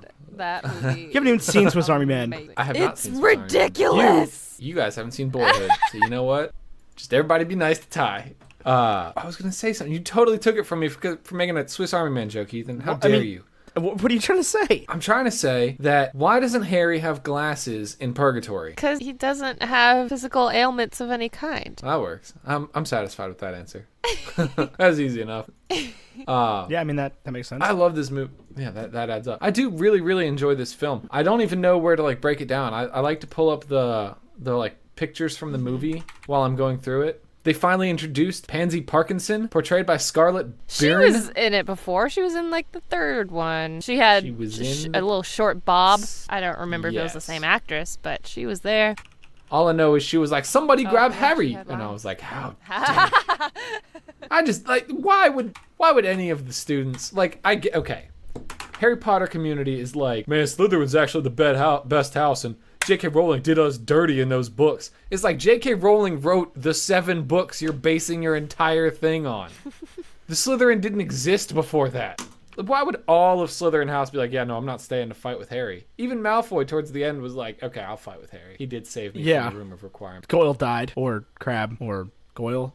Which one? I don't know. Only one of them is in there with them in that scene, though, because the other guy's black. Yeah, he's the new Goyle. Yeah, I'm well, pretty he sure. plays Blaze Crabbe. Zabini. The guy who played Crabbe was arrested, so Oh, oops. Yeah, so it's Goyle that cast the Fiend Fire. yes, and is killed by I it. like this. I like that vault at Gringotts that Bellatrix Lestrange Yeah, has. I love the Gringotts scene. I love the dragon. And when the dragon gets free and is so happy. Yeah, That dragonfly. the dragon is stoked that it's free, even though it's blind. Yeah. But I mean, wouldn't it suck to be attacked by goblins? I love that the Malfoy family walks away. They're like, I'm not necessarily Yeah. siding with that Potter boy, but we're walking away. Yeah, it's like We're not Narcissa finally doing convinced this anymore. Lucius that the kid is what matters. Like, let's get Draco out of Yeah. here. And Lucius is like, I have a beard now, so I can do whatever I want.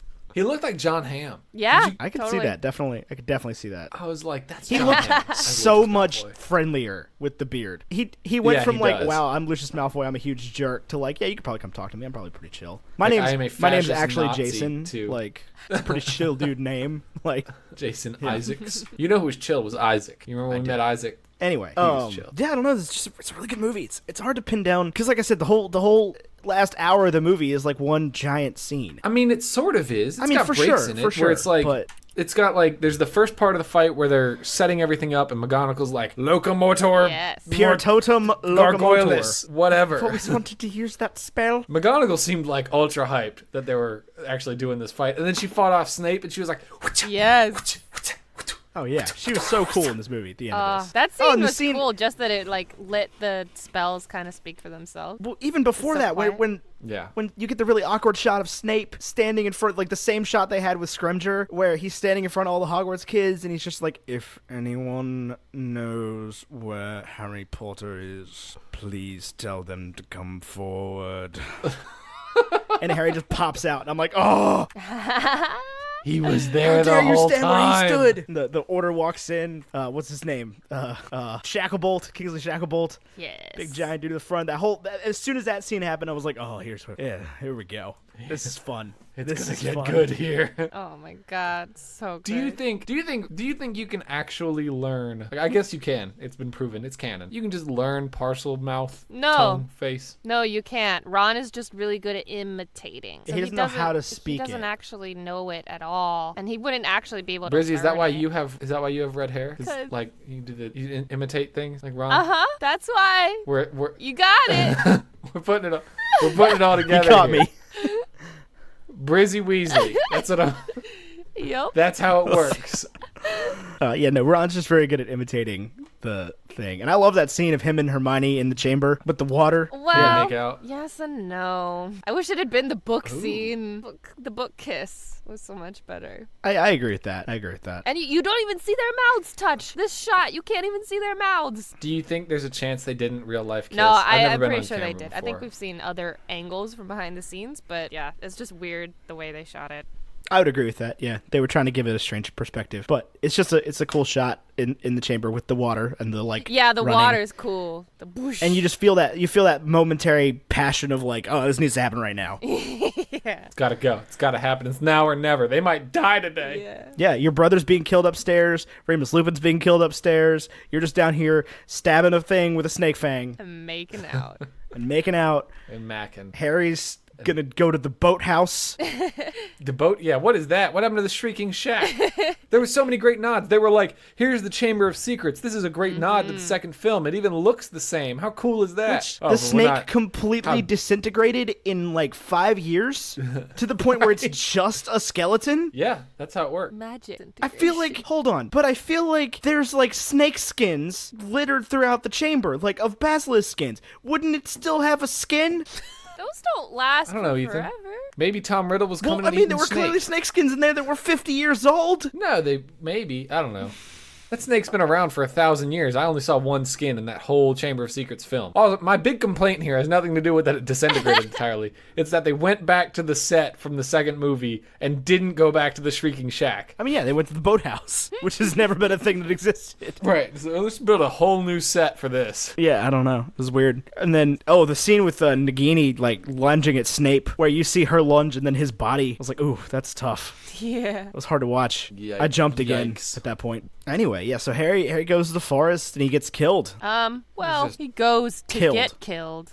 But he doesn't get killed. Air quote killed. I'm sorry. If I'm Dumbledore, if I'm Voldemort at this point, it's like, my wand didn't work in the graveyard. The borrowed wand didn't work in the air. It's like, I'm going to some random muggle store and getting a 9mm. And putting Harry Potter on the ground. But that is so against everything of Voldemort. Right, but that's what I'm saying is like, Voldemort, you couldn't kill a baby? Like, throw it out the window. It's winter. No, that's the Muggle way. He has to use magic. Because he's the killing curse has to work. The thing is, like, even then, it's like, too proud. You don't think he's dead, right? You're afraid that Harry Potter's not dead because something weird obviously just happened. Hit him again! Yeah. 5 or 6 more times, man. Don't just send Narcissa Malfoy, who is clearly unreliable. Why would you send her, the person whose husband you hate? Here's what I don't get is why wouldn't you send Nagini? Why wouldn't you just hit him again with it? That's what I'm saying. Is just yeah. I mean, does it hurt to be like? What's it gonna hurt? Vada Kedavra, Vada Kedavra, Vada Kedavra. Great, good. Just no, because you right, can only get. You can only convince Ray Fiennes to do that once. I will say, on a totally unrelated note, Emma Watson looked like Cinna at the Hunger Games for the premiere for this one. Totally normal in every other way. Gold Island. Where is this? I can't. That's all I thought about when I saw it. that. It's in the Skype chat. Oh yeah, that is some capital makeup. Fabulous. Her outfit is not very capital though. Her outfit's very District 11. I can only. Yeah, I was gonna say this is like a face only shot. People definitely need to research this. Very important. But this premiere, I'm pretty sure it was at this movie premiere that J.K. Rowling said the quote that whether by screen or by page, Hogwarts will always be there to welcome you home. Or maybe it wasn't that. Maybe it was part 1. Now that I'm seeing Emma's dress. No. It was this one, I think. You know what's funny is like Dan Radcliffe did that answer 73 questions with Vogue or whatever thing. You know what I'm talking about? I haven't seen his, but yeah. Where you could tell the whole time he was like, don't ask about Harry. And those things are scripted or whatever. But he was like, don't ask about Harry Potter. And at the end, I don't know, he just seems so done with the whole thing. With the whole Harry Potter, I'm Harry Potter thing. I mean, you can clearly see from this picture that you just showed us that like Emma Watson's sitting here with this face of like, I don't want to be here. Rupert Grint is like, my whole career is over. Daniel Radcliffe's like, I can do something else now. No. This is also a great example of two different guys and how to wear a suit and how to not wear a suit. Who do you think's wearing it right? Daniel looks fly. This suit, like, Ron Weasley looks robust in this picture. Here's the thing about Ron Weasley. 1, don't button your bottom button. 2, that white shirt says, I rent cars for Enterprise, is what that says. I love Daniel's tie that matches the collar of his shirt, but nothing else. That's a great move. I'm in love with this whole power outfit. move. He looks so stoked to be alive. I mean, he was hit with the killing curse This twice. This is true. Well, yeah, twice. The first time when he was a baby. Anyway, so Harry... I guess that was the kid that plays his son. Yeah, Harry didn't die. No, we got live Harry. He had the choice to die, though. He could have gotten on the train and just let everybody die at Hogwarts. Like he should have. But you know why he didn't? You know why? Because of the prophecy. Wait, if he did just die, then Voldemort would get to rise to power, and that would be fine. And now we have a new world order where everyone knows magic. You could eat people. For Voldemort as Horcruxes. Magic is might. Where's my wand? Voldemort, the guy that can't even take over a high school. Right. Yeah, that guy's gonna go far in America. Can you imagine that conversation? Him showing up on like the White House's front step and being like, "I have come to deliver you to magic." Yeah. Like a sniper would be trained I mean, moments after he if appeared. Fantastic Beasts compared to Harry Potter is anything to base it on, the second Voldemort entered the country, Makuza would have him dead. Yeah. They seem a little more gung-ho. Yeah, they seem a little more competent, for starters. Well, the Makuza does sound like a gangster organization. Yeah, that's what I'm saying, is he would just Yeah, be the dead. fedoras and trench coats don't help. Yeah, and the whole 1920s thing. I'm just saying, they definitely would not have elected Cornelius Fudge Minister of American Magic. Yeah, nah. Under any circumstances. You don't think so? Who was president in the 20s? Calvin Coolidge, Woodrow Wilson, perhaps. Exactly. Calvin Coolidge. That's a fudged sort of name. I don't know. Was he a hardcore Calvin guy? Coolidge? I have no idea. I know nothing about Calvin No. Coolidge. What was that? Don't know. I mean, that is... Yeah. Did you hear that? Like the doo-doo-doo. That is the sound of my battery being low on my work phone, but I don't know why it was so loud. That was weird. Anyway. Connected to a Bluetooth That thing was somewhere? weird. Maybe. That was weird. It was like in my headphones. Wow, Calvin Coolidge was president from 1925 to 1929. I'm so glad I got that. I'm so proud of you. Sorry, You really knocked that one 1923 out to of the park. 1929. Calvin Coolidge, man. I got that one. Perfect, Boom. Fantastic Beasts. Wait, that's 6 range. years. Who did he take over for? Or did he die? I don't know. He died in Oh, 1929. man, he died in office. No, I'm sorry. No, he I didn't lied. die in I lied. I lied. He died in 1933. Succeeded to the I don't presidency upon the sudden death of Warren G. Harding in 1923. If you said to me, "Is Warren G. Harding the name of a U.S. president?" I would say no. Right, but Warren G. Harding is this guy who I mean, yeah, I can looks, see him right now. 29th Yeah. U.S. president. Anyway, this is totally off topic. We're not even in the right country. Who was prime minister Voldemort. in the 1920s? Neville Chamberlain? This movie is does based have on my Chamberlain. favorite moment. Who, Fudge? Yeah. Fudge, or Chamberlain was 37. I don't know about the 20s. Anyway, I could definitely see Fudge being based on Neville Chamberlain. Chamberlain. Not Chamberlain. That's not a word. Chamberland, where the chambers are. Land of chambers. So what are y'all's favorite Chambers. parts of this movie, and what are y'all's favorite least parts of this movie? What'd you like? What did you not like? What really did it for you? You know what really did it for me? Molly Weasley killing Do you just want to say the line? I want Brizzy to say the line, but I don't know if she will. Not my daughter, you bitch. Yes! Oh man, chills. I get Yes. chills. She says it so much slower and more controlled, but like still powerful than I Yeah. picture from the book. Since in the book it's just all caps. Right, you would think it's Right. just like, and I think that's a great example of like the delivery giving it new life, because you would think it is just this like manic Like, kind scream. of, yeah, like she just screams it, but she doesn't. It's very methodical, and the way that Bellatrix just kind of bursts into ash. Dad, that's crazy. And that's the only... She's I know. I think what really happened is Thanos just snapped his fingers right then. coincidence, really. Right. I mean, we'll find out in Captain Marvel. Right. That takes place in the 90s, right? Yeah. I think that's like my favorite moment in all of Harry Potter. And I love that you can see that she's like casting defensive curses, and then she's like, nope, we're not doing that. Avada Kedavra. Yeah. You are going to Just die. murders her. This weird like And shriek that's the only time we squeeze see pop a order spell. member. Yeah, That's the only time we see an yeah, order like member shoot to kill, right? yeah. I guess Which, so. I mean, Bellatrix Strange deserved it. I mean, I guess Harry shoots to kill. Well, no, he doesn't, because he does Expelliarmus, and then the little, Yeah, like... Voldemort's curse comes back on him. But he also loses his wand. Right. That's how it goes, right? You- You can't see what I'm doing. Right. But everybody else Harry, can. Connection. Harry, while Neville kills the last Horcrux, it like probably the most awkward scene in the movie. Honestly, that was the one shot I didn't Really? like. Yeah, that like we've got the scene of Nagini leaping at Ron and Hermione, and then Neville's on the side. I thought it was a pretty defiant Here moment. comes to save the day. I like how it happened better in the book, but that's all. That's all. I did like the weird scene where Harry and Voldemort, get like in each other's No. faces. That's the worst part. Yeah, I mean it's definitely has some flaws, but I love it. Like. But what is it? Yeah, it's at that point like, Tom, just push him off the ledge. Like, stop with this curse thing. He's a human being.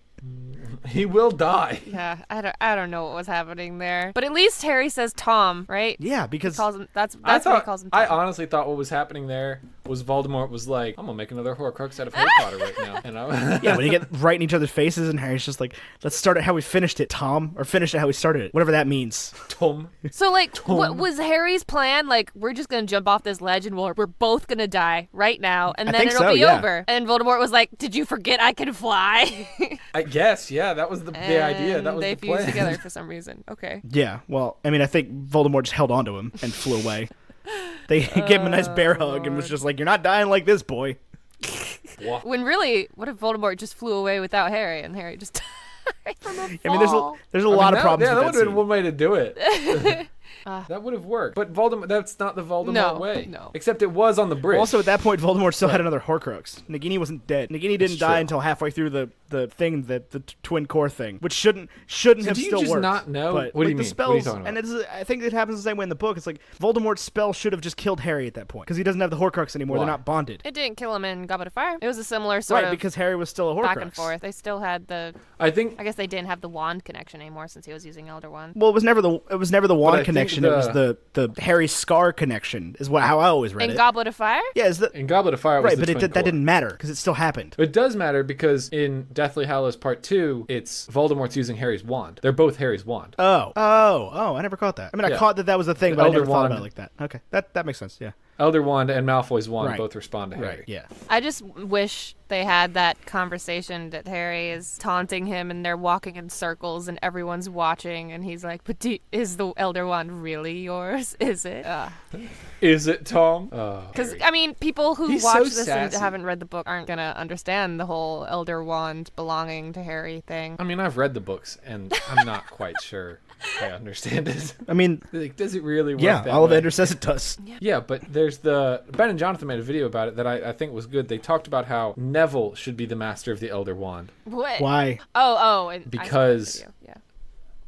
Yeah, because the Elder Wand responds to who kills the previous owner. And Nagini kills Snape, who killed Dumbledore, and Neville kills Nagini. Yeah, but it Elder Wand depends if you absolutely does not respond to who kills the last owner. disarm. Yeah, Dumbledore did not kill anyone to get it. Grindelwald is alive. Harry Grindelwald may have given Harry it to Dumbledore. disarmed Either way, Draco. it would belong to the person that Grindelwald killed to get it. Listen, I'm just telling you what the theory and says. I'm disproving the theory I'm not right here. asserting it. I mean, that Yeah. was Right here, the right common now? misconception was that it had to be, you had to kill the owner. But that's because those are such bloodthirsty, power-hungry people. That Right, they're it's like, the death clearly you have to stick. kill. Yeah, but it's really Well, just it- disarming. To me, it makes more sense. To me, it makes more sense if you have to kill, because if it's just disarming, then Harry is like the master of everyone in the Dumbledore's army's wand. like, examples on how to disarm opponents. And now Harry runs the show. He Yeah, but I owns think all the wands are smarter than that. Yeah, maybe the wands understand the Right. circumstance of just a little practice duel. Yeah, because they obviously understood Harry wrestling the wand from Malfoy. Yeah, he took it out of his hand by force with intention. Last time I checked, that still counts as disarming. It's the principle of the thing I mean, yeah, to the whatever. wands. Wands have feelings. The wand can serve whoever it wants. It chooses the wizard. Mr. Potter. The wand did belong to Draco Malfoy. I'm sorry, did? Did? What am I I have looking no for? idea. What are you looking for? This. Okay. I was looking at our time. I was just curious. I really like this movie. Okay, so we've talked about the worst scenes, we've talked about the best scenes, but is there another scene that comes to mind? The most mediocre Like, scene? The epilogue. What do you think? Is there a most mediocre scene? I thought we established that was the jumping off the No, building that's thing. worst. What's the most okay scene? In the movie? I don't like the epilogue. Yeah. I could see that being very Like- okay. I thought it was weird in the book. I thought it was weird in the movie. Yeah, I was very dissatisfied. I don't like that he named his son Severus at all. Oh, yeah. Pretty weird choice. Yeah. But he was the bravest man he ever knew, Uh, even though he was a total jerk. Also, 19 years before his son's 11. Him and Ginny were together Yep. 8 years after that before having a Yeah. child. No, they had older kids. They had one older kid who was Yeah. a second year. They waited 7 a while, years man. after all of They'd that? just been through a lot. They had to get things back together. They had to rebuild the wizarding they had community of Yeah, Britain. they put the whole world back together. Yeah, well, there was a quick way to start rebuilding the Wizarding World. Ginny Great had Britain. her Wouldn't have taken frickin' 7 Quidditch years. career. They had stuff to do. Yeah. I suppose. Harry's what, an R? know. Did he end up doing that? Or Ginny still needed to know. finish I don't know how- Hogwarts. did Harry become an That's R? true. Do we I know guess that? she Do we know did. what Harry did after Hogwarts? Yeah, he became a Nor. Did he? Yes. Is that cursed child canon? Is that what you're trying to tell me? I think it was either Twitter or Pottermore canon before it was Cursed Child canon. What I don't know want Cursed is Child's even adult about. Harry I and just- adult Malfoy teaming together to be Sherlock Holmes and Watson, and I want a buddy cop movie about adult Harry and adult Malfoy, putting their differences aside to pull one over on the Muggles. Pull one Who over would be on the the Sherlock Muggles. character? Yeah, to be like private investigators. Who I would don't be know. the Sherlock character? One of them, Harry. Probably Harry. You think Malfoy's a Watson? Yeah, definitely. I think it would be Sherlock and Sherlock. I mean, whatever. I just want a buddy cop movie with Harry and Malfoy. That's all I want in my life. That would be pretty sweet. I'd be about that. I could live with that. But they recast Harry as Dwayne The Rock Johnson. Does he have to do a British accent? Oh yeah, he's a British character. I feel like Dwayne The Rock Johnson would be terrible at that, or at least I would just hate seeing Dwayne The Rock Johnson be English. I don't think That it'd would be good. be so amusing. The man knows how to play to his strengths. And his strength is that strength. probably is not one of them. Right. His strength is selling Under Armour brand clothing. I'm just imagining, Mr. Potter. What? What can I say except you're welcome? Ooh. Oh man! All right, well let's we got any final thoughts on Harry Potter and the Deathly Hallows Part 2? It's my favorite Harry Potter movie. It is your favorite Harry Yeah. Potter movie. And I really love that the scene, the running through the Battle of Hogwarts scene with the music. What is it like? It's like da na na na da na na. Oh yeah, that was really cool. And it's like there's things from all the other movies. So there's like Dementors. Ooh, there's a werewolf. Ooh, there's spiders. And it's like it's so beautiful. Yeah, I could have lived without the Acromantula ever coming back. TBH. It's the pincers. Don't forget the pincers. Yeah. Also, they killed Lavender Brown. Yeah, just laying dead on the ground. Oh my god. As they should have. Lavender Brown. What a character. One more. What? I mean, that was a lot. It clears the way for Ron to be like, I guess I can just go all in on this. Yeah, there's no baggage there. Oh my Right. god. My baggage is dead. That didn't work out for Cho. Cho mentioned only in Cho. name in this movie. She's She's in this she's film. in the Ravenclaw common room at one point. Or she's in I guess the- it's not, they don't use the Ravenclaw common room in the movie, do they? They didn't in the book. It was in the room book, yeah. requirement. No, really? Yeah, that's why the hammocks keep showing up. I could have sworn for some reason they meet in the in the Ravenclaw common room in the book to talk about the diadem. No, the Ravenclaw common room. Oh, I don't know. Yeah, they do. I You think might the be right there. Hufflepuff room is the only one we don't go to in the books. Wait, why is Cho there? Isn't she older? Yeah, she is. She wants to come back and Oh, fight. did she come back? Did I she don't come think back through she's the portal? older in the movie, but yeah, in the book she's older. I was gonna say she would have been an 8th year. Yep. I ain't Cho Chang. Racist system. All right. Anyway, so what do we think about Voldemort in this movie? As a villain, is he better or worse than the first one? I'll give him an 8 this time. Ooh. Is he better than Quirrellhead Voldemort? Definitely. He's But I better. don't know that man. That. It's wonderfully theatrical. I love it. I literally laughed out loud. I was like, "What just happened?" Yeah, Is that just how like it was? Just Is like that that how it was? at like 11:30 last night. That's exactly how it was. I do really like this movie though. This is a really good one. I like Voldemort in this movie. He's a great villain. Even though he has some serious shortcomings about not being able to take over a high school or kill a child. I don't know. Thanos took out half a universe. Not saying he's better than Thanos. And the Joker, who has no magical powers, was able to get at least 2 boats full of people fighting each other and burn a bunch of money. I mean, rob a Voldemort bank. clearly had a lot of people backing him in this movie. This one I've never understand. Like, I get the, like, oh, they used the Imperius curse. Doesn't it, like, you can't effectively Imperio somebody while you're also Doing your own thing. not Imperioing. Right, like, doing your thing. I mean, you obviously must be able to, because that's how it's written. I mean, I don't know. Maybe But- you can, like in Dungeons and Dragons, you can like give a command and then they do the command. So it's like you give them an imperio of a mission sort of thing, like fight with us or something, and it Yeah. kind of makes up its own decisions along those lines. I mean, Barty Crouch Jr. was under the Imperius Curse for like years. yeah, that's The whole true. time he was out of Azkaban. Until he rebelled. That's crazy. Anyway, yeah, Voldemort had like a whole army. Voldemort dropped his hot hits. I just in said the wrong 5th cranberry. Film, right? Yeah, he had like a huge flippendo army. Yeah. Yeah, I mean, so he's pretty good. I mean, I guess Thanos had those 2 goons. I You know mean, what I'm talking about. it was just much smaller scale. It's really just about Britain. I mean, yeah, like, yeah. Right. Specifically The that United high Kingdom. school, specifically that child. Well, you know, they go to London, It's- they go places, but it doesn't go outside. There is a lot more of England in this one than in the other one. Yeah, it's like all those places they went were in the UK. Yeah. Because you can't apparate to the continent. All right. So we're giving him an Okay. 8. Yeah, that's Is fine. that fair? It's just, Do we agree that this film is the French toast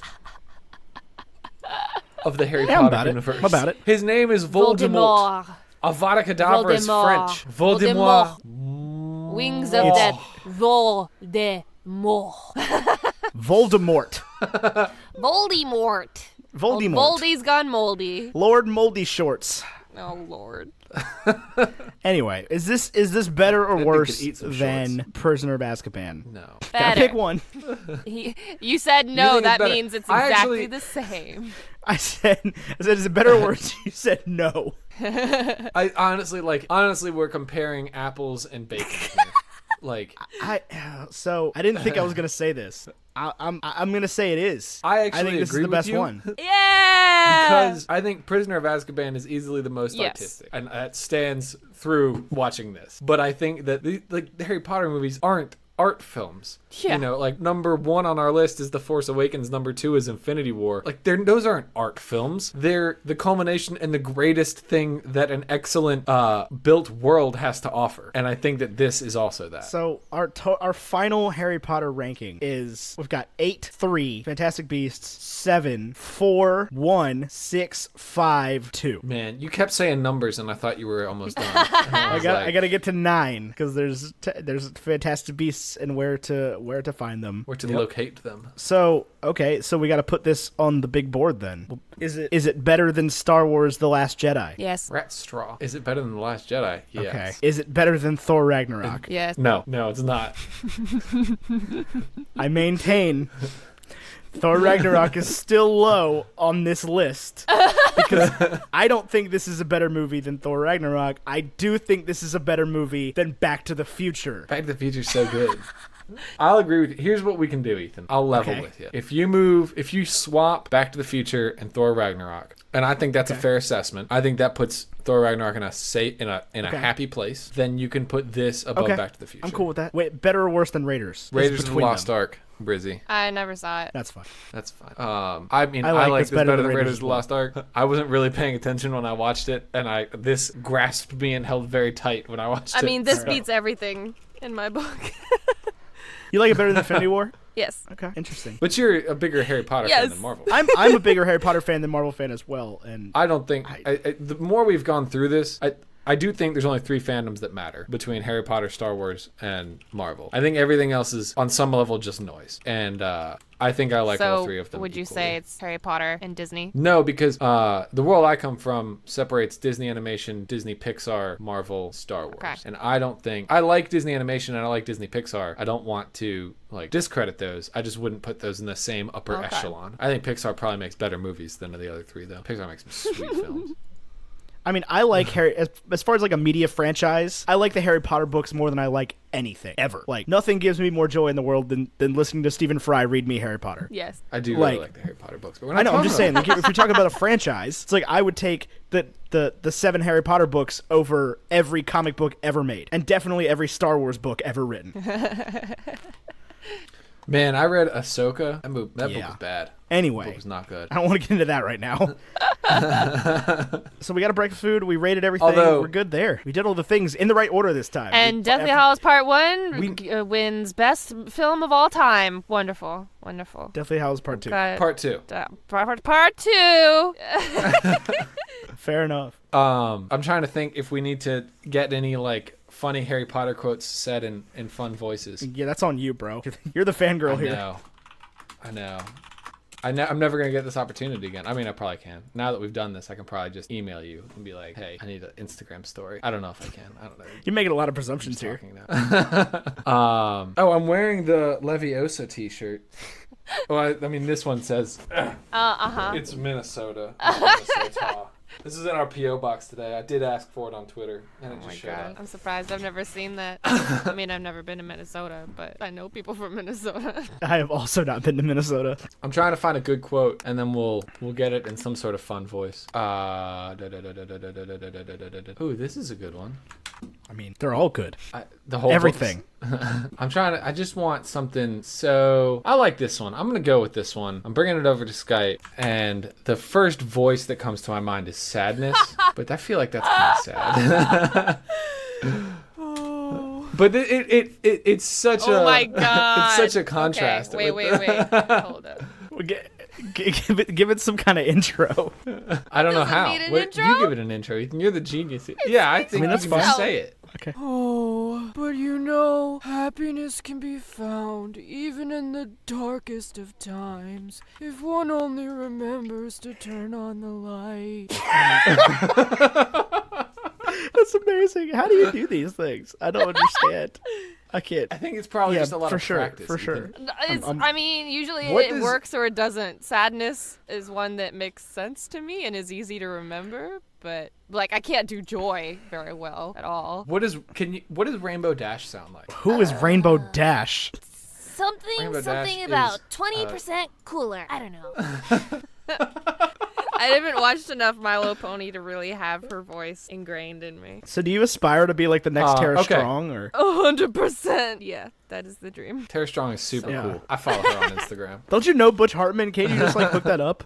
Be like, hey, Butch, Yeah, I mean, let me do things. he has apparently offered me a role on a show that he's working on, but I don't know if I feel like that's not going to end up on TV. So I don't know. I haven't heard anything about it recently, but last I talked to him, he was like, I'm offering you a role on this show that doesn't exist yet. For his special network or whatever that he's making? Yeah, probably. It was before he announced that, so probably that. He did get the funding that he asked for that, so So here's hoping. I'm expecting a network. Yeah. See big things on Okay, the so- Anna Brisbin in cartoons thing. So, Anna, thank you so much for coming on the show. I can't express to you how much fun this has been, talking about Harry Potter for the last 4 weeks, and to just culminate it like this. Thank you so much. It's been a great experience. I'm glad you've sort of turned me into loving these movies a little bit more than I did beforehand. Yay! My pleasure. Yay! I know, this whole experience for me, starting with Tessa talking about Fantastic Beasts, and then finishing with talking to you with Deathly Hallows Part 1 and 2, I definitely went from like a lukewarm Potter fan to I feel like a full-fledged, like I don't have any tattoos, so I'm not going to do this. But like I might need a Deathly Hallows tattoo. Wow, I'm surprised. Since you were like very movies and actually like kind of critiquing, reviewing movies podcast, I was thinking doing this you'd be, I guess, more hard on them than I'm used to talking about them. We were very harsh. You know the Yeah. Bakey, right? We were very harsh on 5 and 6 last I week. think with we her. ruined Harry Potter for And- her. Oh, Honestly. no. Yeah, it may have been. We might have just destroyed her career. Oh, no. I don't think we destroyed her career, but she was like, nobody's ever made me think about Harry Potter this way before. Wow. And we felt really bad about it. But that being said, this is an honest critique of these films. I really genuinely do like both of these movies a lot more Yeah, than I like 5 I'm and very 6. bad at pretending to like stuff. Like, that's been a struggle through this whole podcast thing, is like I am very bad at pretending to like stuff. And like a lot of these movies people have very strong opinions on, and I'm just like, sorry, it was bad. The Nightmare Before Christmas just isn't Oh, that no. Like, I strongly dislike the second Deadpool movie, and people are like, what? What do you mean? good. We took a hard stance on that. Yeah, we kind of ripped that movie out a little bit, but But thank you so much. I'm glad we didn't ruin Harry Potter for you. Not that I think we could No, have. good luck.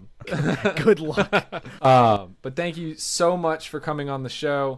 Brizzy can be found everywhere at her little links in the description below. I pointed down, but you can't see down. Or swipe to the right if you're on Overcast, or scroll down if you're on YouTube, or if you're on Spotify. I don't think that the descriptions are even there. Whatever. Wherever you are, the descriptions are nearby. Thank you so much for coming on the show. Our artwork is done by Vaishon Brandon. You can find him on Instagram at graphite.vmb.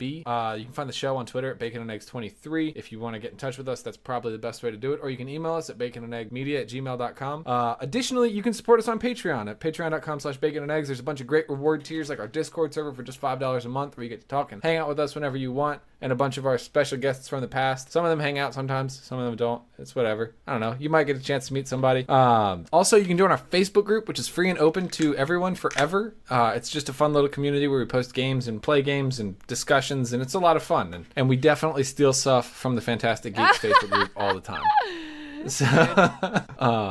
So yeah, thanks everyone. This has been fun. I think I said You everything. definitely said anything. Anybody got any final thoughts? Any last burning things you need to say to the world? Peeves, they were right to leave Peeves out of the films. Oh, I mean, Oh God, probably. don't ruin everything just at the end.